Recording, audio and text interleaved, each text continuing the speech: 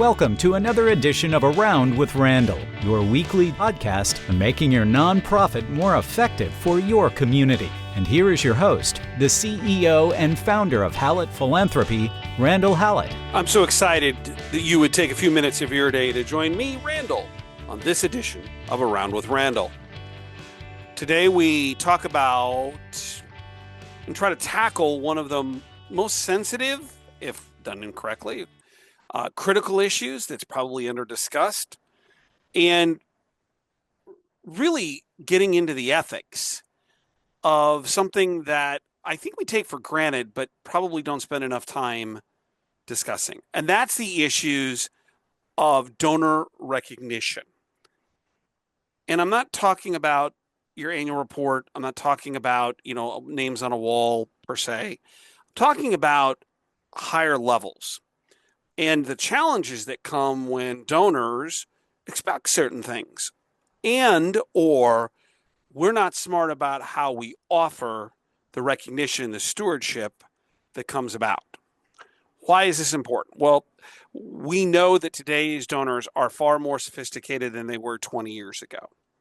They are looking at what they give as an investment, what's the ROI, what's the impact of the gift that we're looking to give or to make a part of if you're the donor, their life.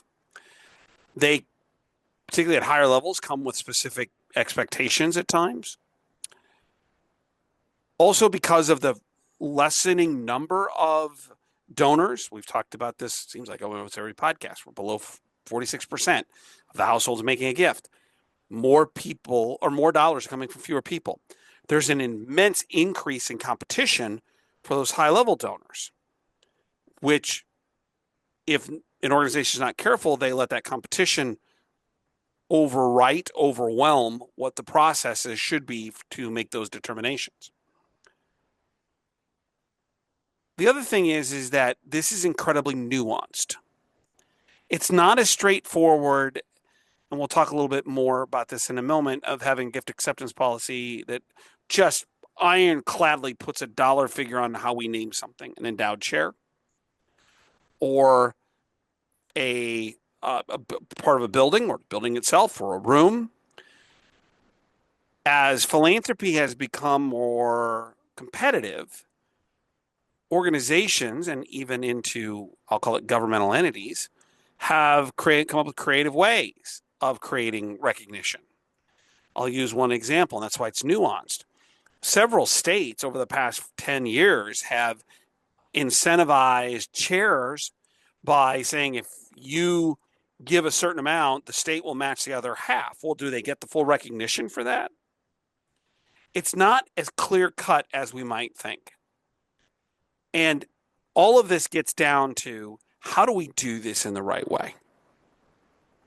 So let's start, as we always do, with our theory, with our philosophical big picture. We have a lot of competing interests in our nonprofit, particularly in the leadership, that are deeply engaged, shouldn't be, with this particular subject. You think about a board who has hopefully a long-term vision of this, an executive team who's trying not only to have a long-term vision, particularly the CEO, but also tactically that year. And then in addition to that, we have gift officers and foundation, advancement staff, development offices, foundations, whatever you are as a fundraising entity or department, that want certain things because they're trying to make numbers. The second thing is that when we talk about these influences, certain organizations can offer certain things that others can't. A couple of examples.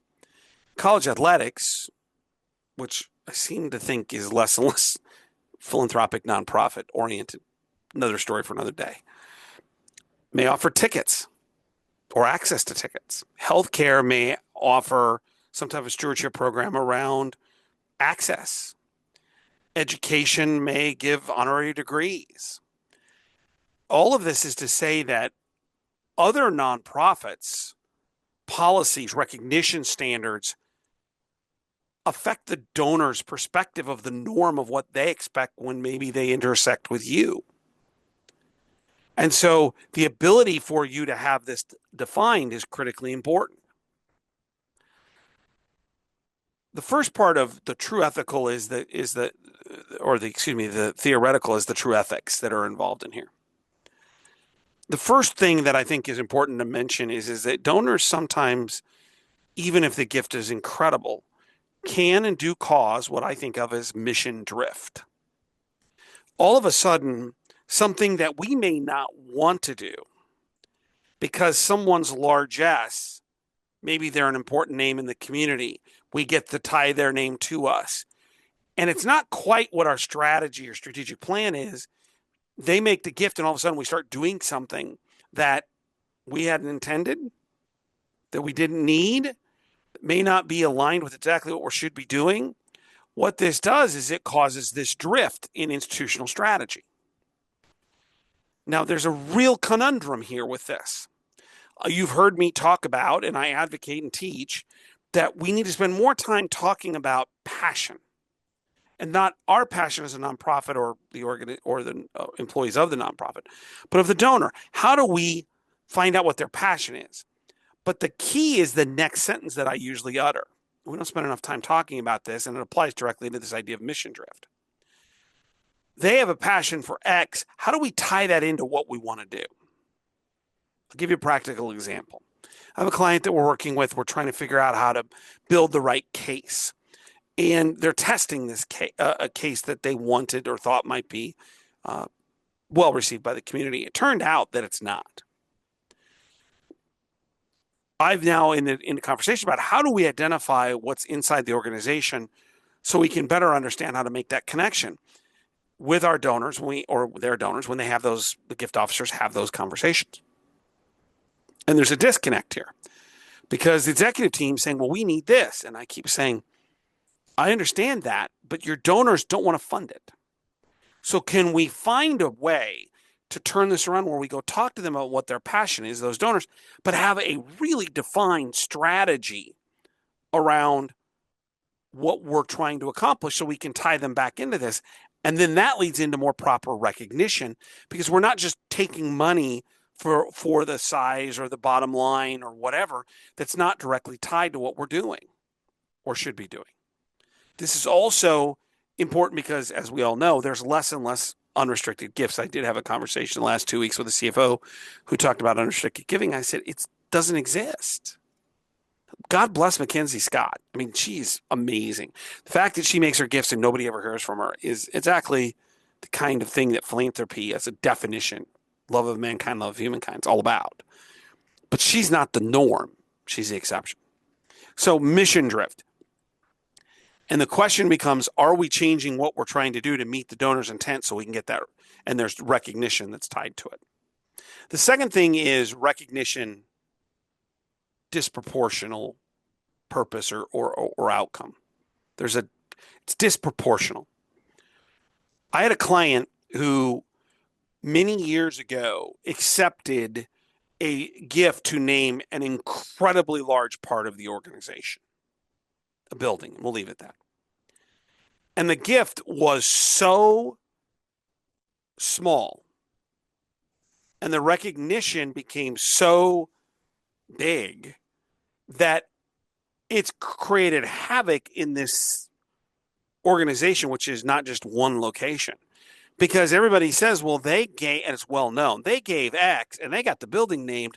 I'll give X and I want a building name. The organization's struggling with this disproportional nature because the recognition was immensely bigger than the actual gift. The public displays of what we're trying to do in stewardship doesn't reflect the impact of the actual gift. That's a real issue. It stymies not only in the current moment, but maybe more important in the future moment. And donors push for this. It's really bad when we offer it and they go, well, gosh, sure. I'll take the recognition. And then 4 years later, you're looking around going, we've just kneecapped ourselves in being able to give recognition for gifts that are 2 times, 3 times, 4 times larger because we don't have anything bigger. So this idea of recognition being disproportional. Number 3 is access and privilege. I think healthcare leads this particular area of challenge when it comes to ethics. Sometimes the recognition, the stewardship isn't actually the name on a building or anything else. It's access to a service. I build concierge, word most people don't like to use, but stewardship-based programs for healthcare clients.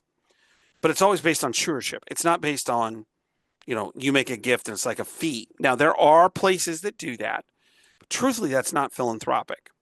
The problem becomes when a donor or family feels as if I've made a gift, I got a medical issue, I want access to so-and-so.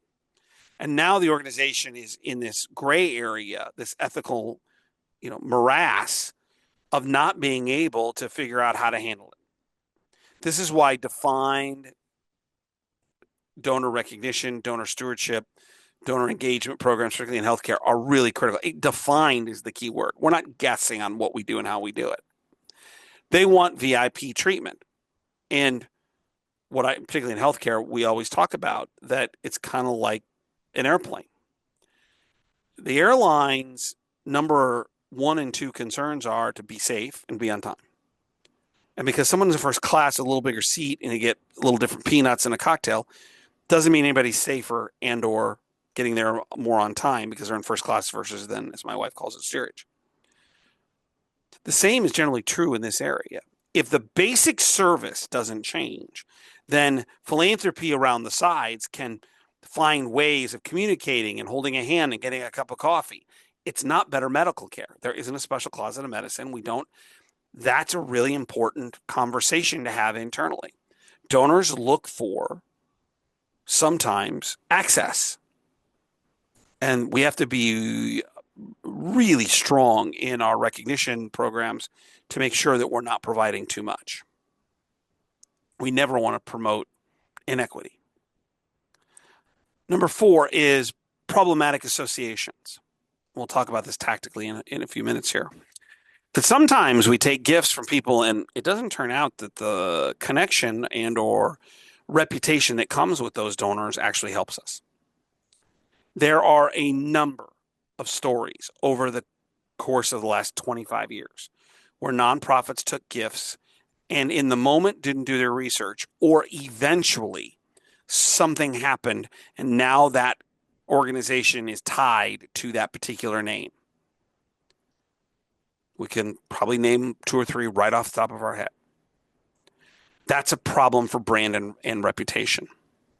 And in the tactical, we'll talk about a couple things you can do, very simple, that will make sure that there's a flexibility for the organization to ensure it's not tying itself to something that's a problem. The last is what I think of as donor over-involvement, where the donor thinks they now have additional influence on either what their gift goes toward or to the organization as a whole.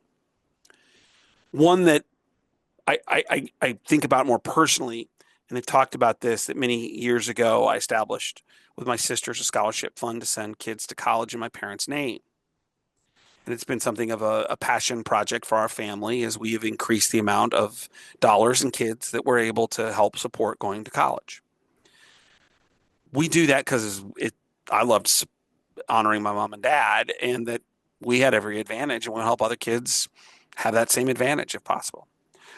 But being on as an insider, what we don't do is, and actually had this conversation yesterday with someone else who says, well, you could be involved with choosing the scholarship winners. No. There are people inside the school who have a much better understanding. We set the parameters. It's not for the top, 1% or the valedictorian or the salutatorian. It's meant for kids who need dollars to have this opportunity.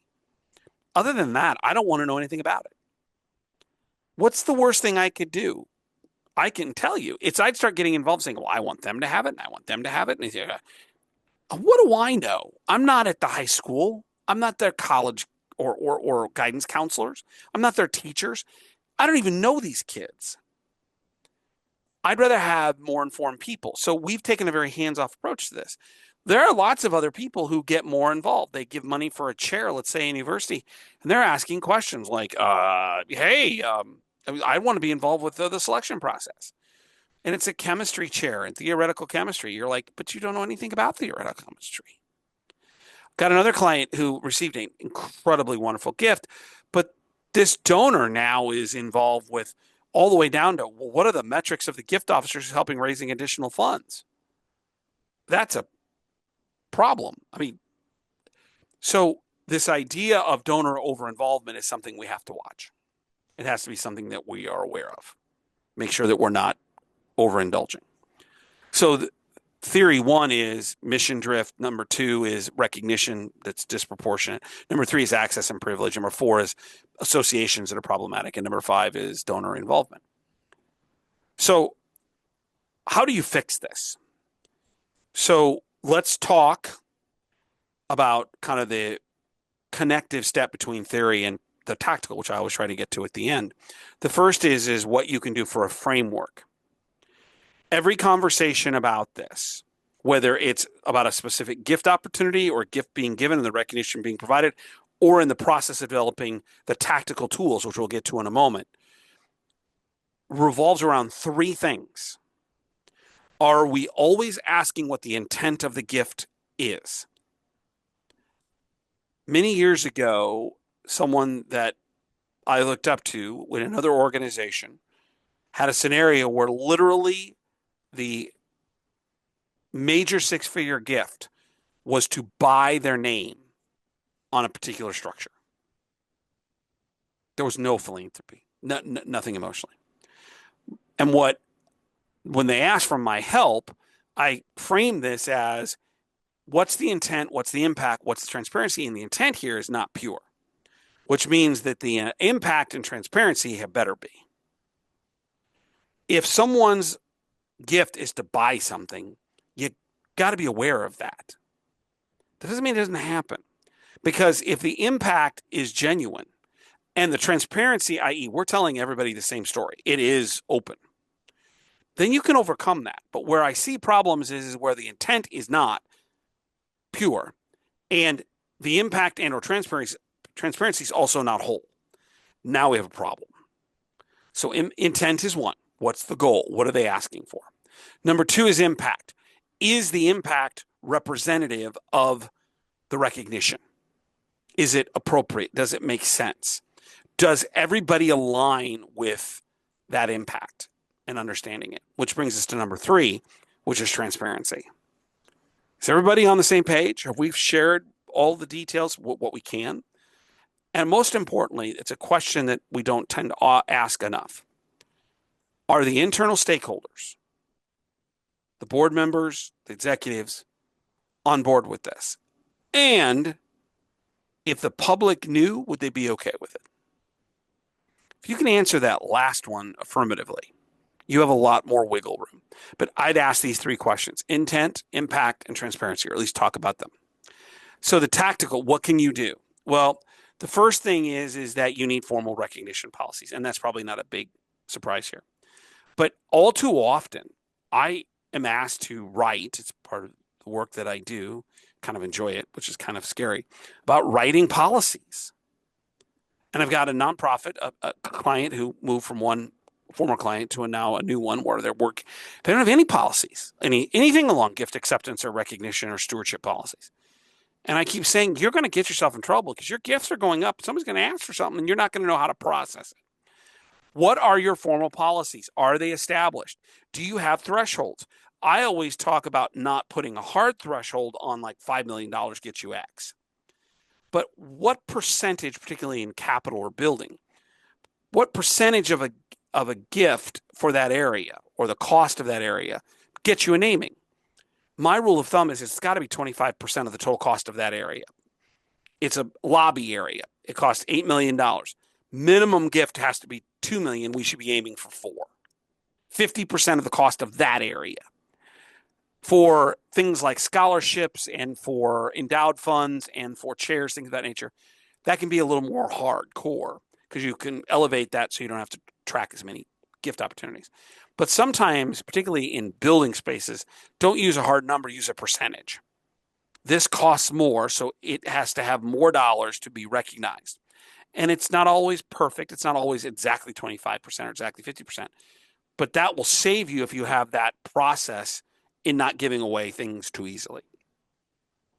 Number two is some type of due diligence on the donor. So one part is there a group that is a task force pieced together as part of the gift acceptance policy when we have naming opportunities above a certain level? Universities do this pretty well. There's a process. It's got to go through a dean, then it's got to go through probably a vice chancellor to the chancellor, to maybe a board of regents, board of directors, board of curators. Hospitals don't do this as well. I've recommended this process a couple of times, and the CEO says, no, I make that decision. I'm like, man, no one person should have that much power, because your one bad decision by one person may handicap or hurt the organization long term. So one of them is the process, who's involved. The second thing is, are you doing some type of background checks, criminal employment verification, something of your donors? Do you know enough about your donors before you put the recognition up? There's a famous story of someone making a gift that turned out to be from a Ponzi scheme. And the organization finally said, nobody's heard of this person. And they started doing some research, a background check, and they found out, whoa, there's an indictment that's come down. I mean, it wasn't publicized in the larger universe, but the organization did some research to find out this is going to be a problem if it's announced.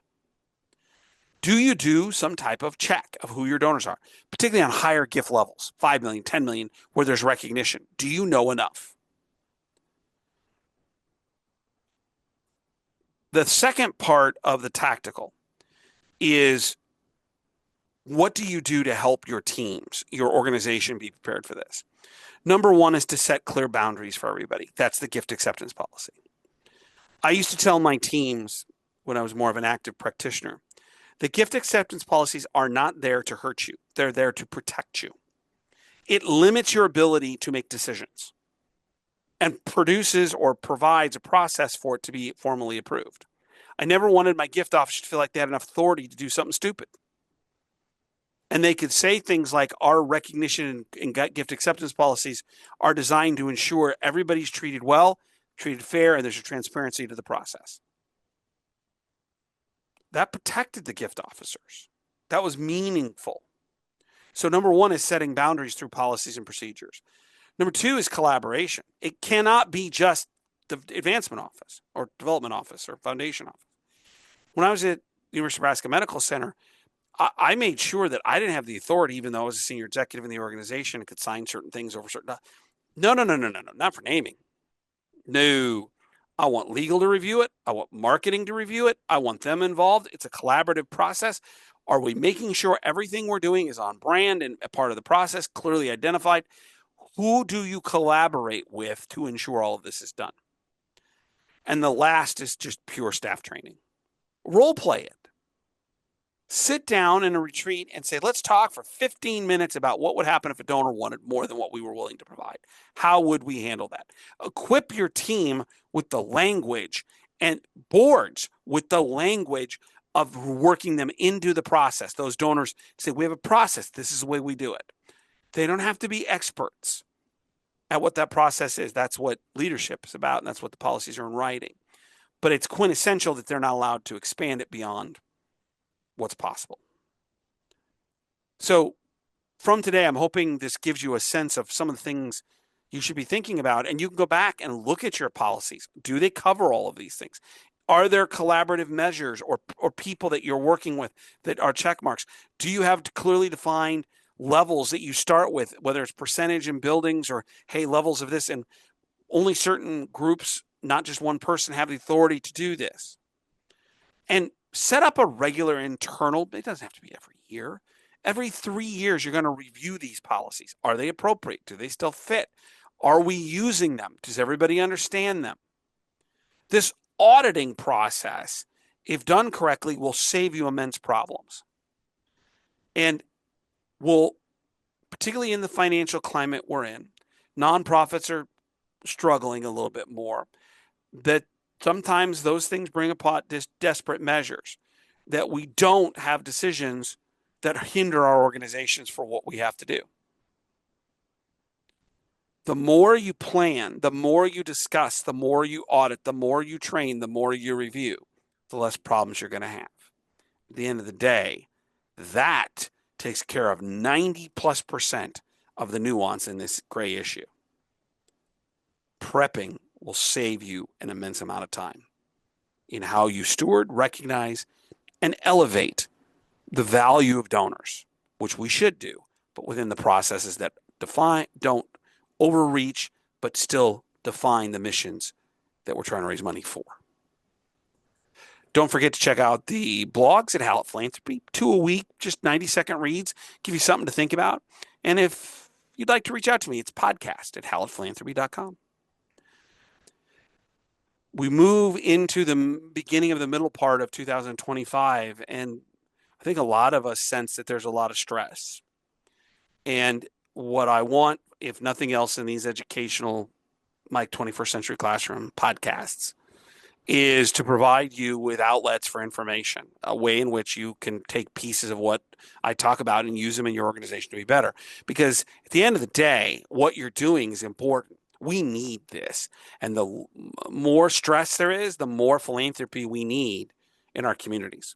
More and more people are being left behind. And philanthropy has a way, as I always say, to fit between government and for-profit industry.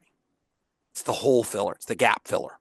What you do every day is fill that gap, whether you're a board member, executive, certainly a gift officer, infrastructure, volunteer. It doesn't make a difference. What you do is important. I hope you know that. Don't forget, some people make things happen. Some people watch things happen. Then there are those who wondered what happened. You're someone who makes things happen. I'm hoping today you can use some of the things and apply them in your organization to do even more of that important work, to be someone at greater levels to make things happen for the people and things in your community who are wondering what happened. I'll look forward to seeing you the next time, right back here on the next edition of Around with Randall. And don't forget, make it a great day.